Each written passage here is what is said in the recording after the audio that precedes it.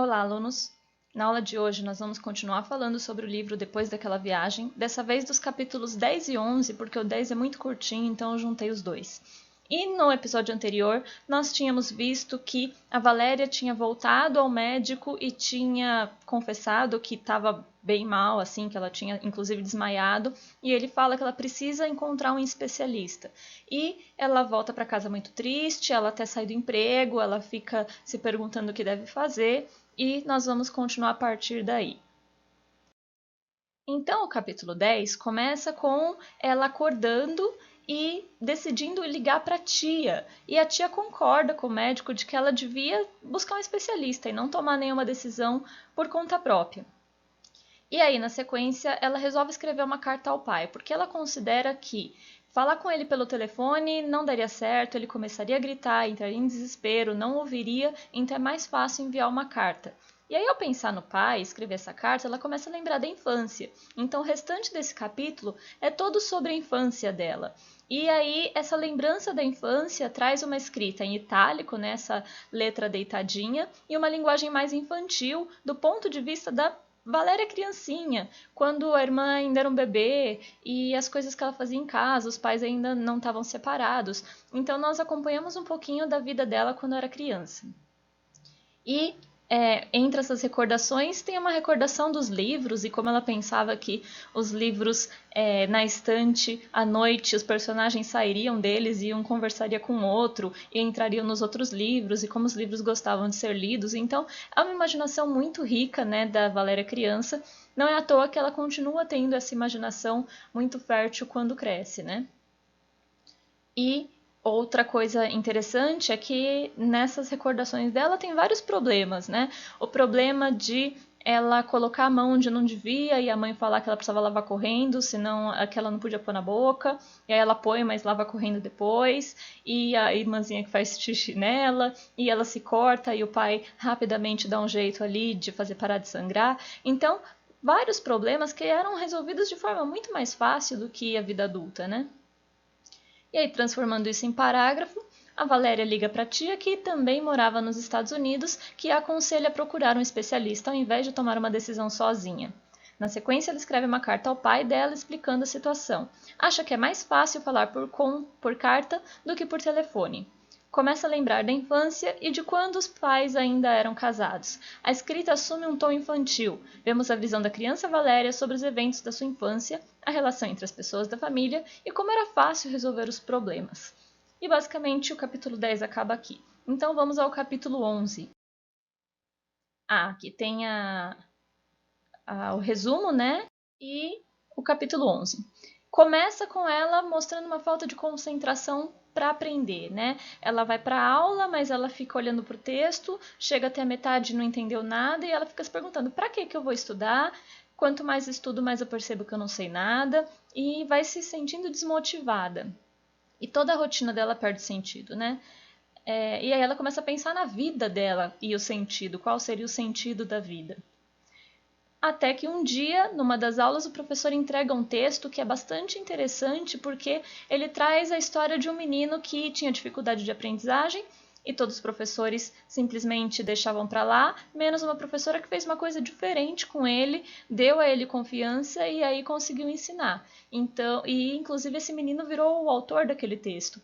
Então ela se sente um pouco melhor depois de ler aquele texto. Aí ela decide procurar aquele especialista e então não tinha naquele bairro, ela vai até um ponto de ônibus para pegar um ônibus para um bairro próximo que tivesse um especialista. E nesse caminho ela vê um panfleto de pular de paraquedas e ela começa a pensar: nossa, talvez eu nunca tenha chance de fazer isso. Se eu quiser fazer isso, eu tenho que fazer agora, porque eu posso morrer e vou, né, perder a chance de fazer isso. Mas aí a hora que ela pensa nisso, ela também amassa e joga fora, porque pensar assim é meio que se dar por vencida, né? E ela também não queria fazer isso. Aí ela vai a esse hospital procurar o especialista e, transformando tudo isso em parágrafo, nós temos: Valéria pensa que quanto mais se aprende, mais se descobre que não se sabe nada. Também questiona o valor do dinheiro ao buscar seu pagamento. Esse é um ponto que eu não comentei ali, né? Ela vai buscar o pagamento, era um pouco mais de $50 e ela pensa: nossa, US$ 50. Eu lembro que quando eu cheguei aqui, eu dei de gorjeta para um taxista, e na verdade é bastante dinheiro, né? Foi 15 dias de trabalho e na cafeteria antes dela largar o trabalho, né? E aí ela pensa que na verdade vale muito e também não vale nada, porque se ela morrer com aquele cheque no bolso, não serviu para nada. E aí ela também conversa com o Lucas, que é um dos colegas dela, e pensa sobre o sentido da vida, mas não consegue chegar numa resposta. Ela pergunta para ele o sentido da vida e ele fala, não sei. E ela fala, nossa, mas você é muito mais velho, mais experiente, já passou por tanta coisa, como assim você não sabe? Ele fala, não sei, talvez a gente nunca descubra. E ela fica muito, muito frustrada. E ela continua, né, deprimida com a sua rotina, suas aulas perdem sentido até que o professor entrega um texto sobre uma criança que teve sucesso, apesar das dificuldades. Decide ir a um bairro próximo em busca de um médico especialista. No caminho, pega um panfleto sobre pular de paraquedas e pensa que se não fizesse aquilo em breve, poderia nunca fazer.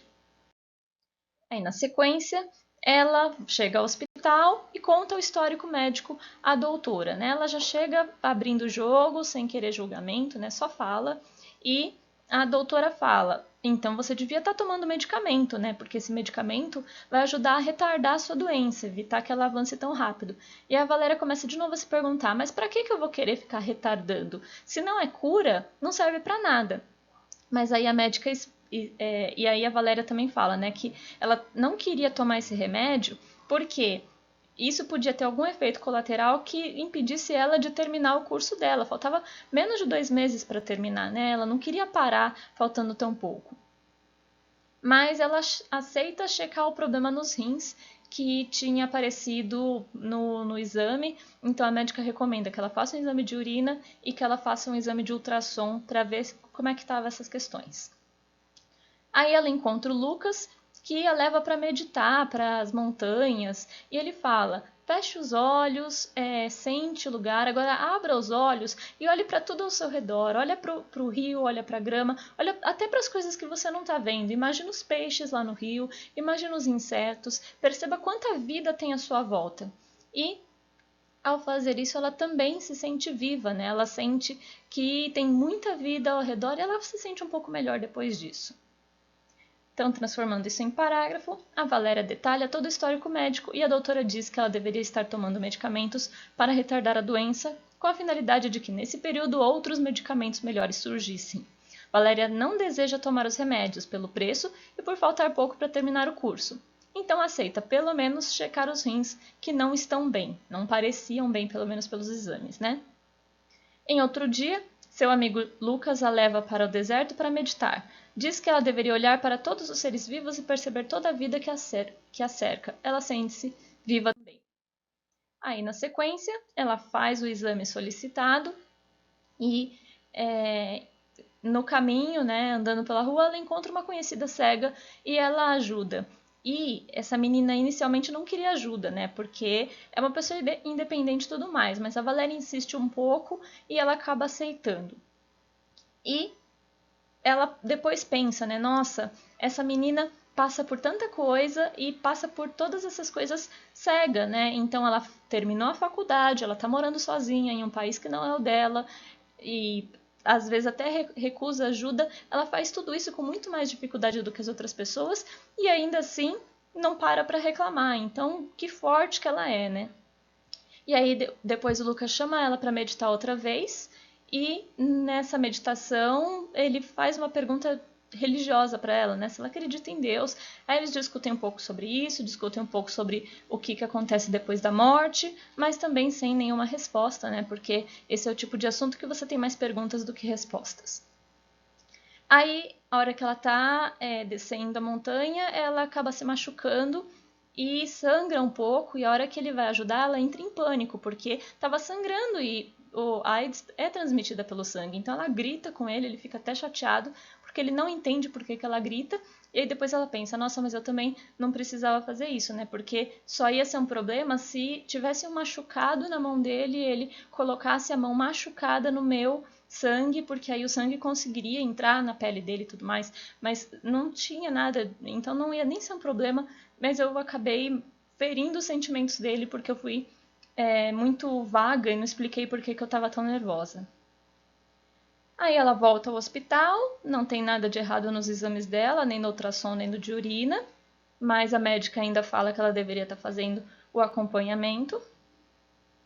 E ela pensa, mas eu não vou voltar, eu não vou começar a tomar ainda os remédios agora, porque está faltando pouco pro meu curso acabar, mas eu gostaria de continuar aqui nos Estados Unidos depois, né? Ela não quer só terminar o curso em menos de 2 meses e voltar para o Brasil. Ela quer ficar lá, ela quer ver neve no fim do ano. Então ela deseja continuar e se ela terminar o curso, ela não pode mais ficar no dormitório da faculdade. Então ela até pensa, o que eu faço agora para continuar nos Estados Unidos depois? E ela acaba decidindo conversar com a Ellen, que é uma professora dela, para ver se ela podia ficar na casa dela, porque isso também é comum nos Estados Unidos, né? As pessoas ficarem em casas de família e pagar um pouco para essa família e ficar morando lá. Mas ela não podia ir morar com a Ellen sem dizer nada para ela.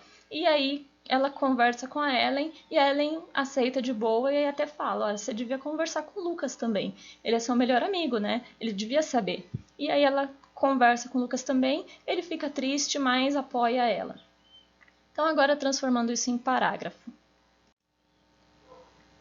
Valéria faz o exame de urina e de ultrassom e aguarda os resultados. Outro dia, ao andar na rua, encontra uma garota cega, Saara, e se pergunta como é viver com uma deficiência visual e fazer tanta coisa sozinha. Lucas a convida novamente para meditar. Na primeira vez, eles conversam sobre o que acontece após a morte. Na segunda vez, ela se machuca e fica com medo de ele tocar em seu sangue. Ao voltar ao médico e descobrir que não tinha nada de errado nos exames, Valéria se pergunta se poderia ficar nos Estados Unidos mais tempo, talvez morando na casa de uma família. Ela pergunta se pode morar com a Ellen, professora de redação, e ao ter uma resposta positiva, conta que tem HIV. A Ellen aceita sem problemas. Em seguida, ela conta para o Lucas que fica muito triste, mas também aceita e dá apoio. Inclusive, ele fala, agora eu te entendo melhor, né? Tinha alguma coisa em você que eu nunca consegui entender e agora faz sentido. Aí aqui o resumo, como esse capítulo 11 é um pouquinho maior, ele está em 2 partes. E aqui a continuação. E esse nome Carpe Diem, que é o nome do capítulo, aparece no finzinho dele porque ele é um dos traços de um período literário chamado arcadismo. E Carpe Diem significa aproveitar a vida, aproveitar o dia. Então, não sabemos quando a vida acaba, portanto, temos que aproveitar todos os dias dela. E é uma coisa que parece que ela vai adotar para a própria vida. Então, viver a vida com totalidade, porque ela não sabe quando vai acabar. E aqui, questões que aparecem no capítulo 10 e 11, né? No 10, aquele ponto de que problemas da infância eram tão simples, né? Então ela coloca algumas coisas que rapidamente eram resolvidas, quem dera se fosse assim a vida inteira.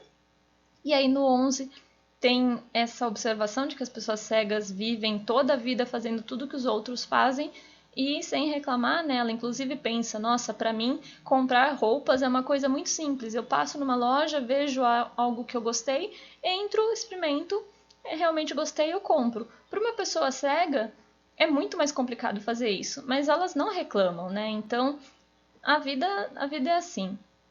E a importância da aceitação dos amigos. Ela que passou tanto tempo sem falar para ninguém sobre o que acontecia, decide no mesmo capítulo contar para 2 pessoas, a Ellen e o Lucas, e os 2 aceitam. Lógico, eles não ficam felizes, mas eles não reagem com nenhum preconceito ou com nenhuma animosidade. Então, ela sabe que tem apoio das pessoas. E assim acabou o capítulo 11, então nós já estamos indo para a reta final do livro. Eu espero que vocês tenham gostado e qualquer dúvida, postem nos comentários. Tchau, tchau!